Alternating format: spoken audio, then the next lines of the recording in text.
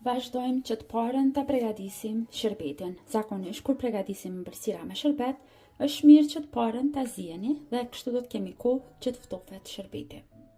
Në një tenxhere më të madhe, do të shtojmë 3 gota nga 250 ml me sheqer. Në total, 600 gram me sheqer. Unë gjithmonë matjen e bëj me gota, në këtë mënyrë më duket që shërbeti del më mirë. Në të njëjtën sasi, sa kemi shtuar sheqer, atë do të shtojmë edhe ujë, 600 ml, ose 3 gota nga 250 ml me ujë.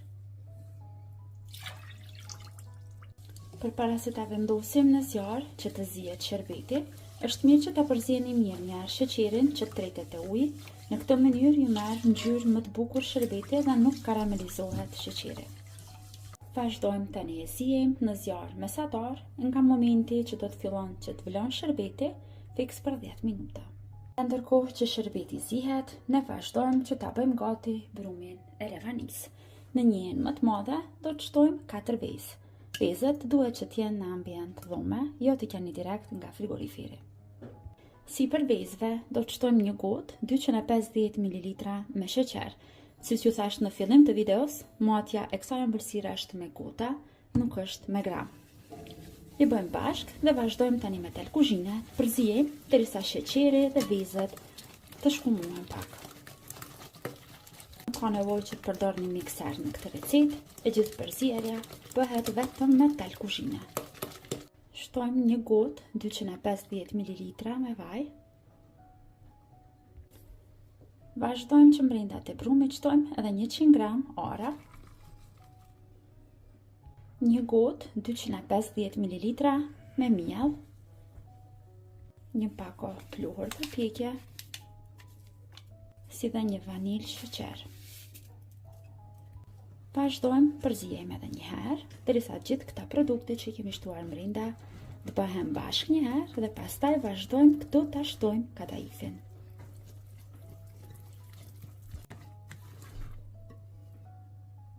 Në këtë recetë të revanisë do të kemi nevojë për kadaif. Unë zakonisht përdor nga ky lloj kadaifit, kadaif i imët. Një paketim është 500 gram, por në këtë recetë do të kemi nevojë për 250 gram. Nëse ju intereson edhe juve që ta bleni të njëjtin, mund ta gjeni në të gjitha marketet e Viva Fresh Store. 250 gram kadaif, vazhdojmë shtojmë te brumi i revanisë. Tani përzijemi edhe një herë mirë, që kadaifi të bëhet bashkë me brumin e revanisë.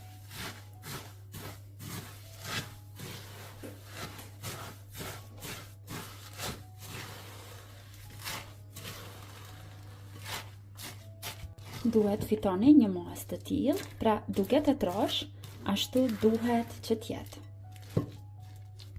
Merrni një tepsi me madhësi mesatare. Vazhdoni që brenda në tepsi të shtoni vaj dhe sigurohuni që do ta lyeni mirë tepsin me vaj edhe në pjesët anësore, që mos na ngjitet pastaj për tepsie ëmbëlsira. Tani brumin e përgatitur të revanisë me kadaif, vazhdojmë e shtrojmë në tepsi.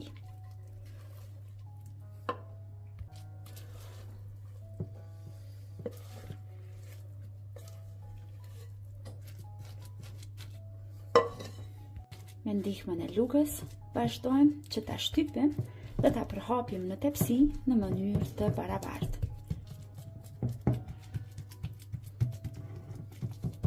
Pasi sigurohemi që kemi përhapur mirë në të gjithë sipërfaqen e tepsisë dhe në mënyrë të barabartë, vazhdojmë që ta pjekim në furrë të parangrohur në 180 gradë, diku prapërsisht për 25 deri në 30 minuta.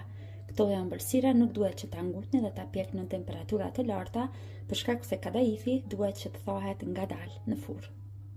Pratikon pas 30 minutave në furrë, duhet që të duket kështu revania e pjekur. Lejojmë që të ftofet dikon vetëm për 5 minuta, derisa të largohet nxehtësia e madhe nga revania dhe vazhdojmë që t'ja shtojmë shërbetin. Tani mbi revanin e nxehtë e shtojmë shërbetin e ftoftë.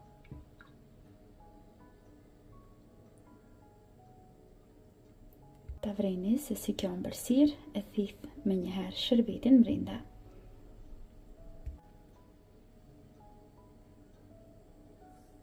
Tani lejojmë që lavania të pushojë në sherbet për 1 deri në 2 orë dhe pastaj është e gatshme edhe për ta shërbyer.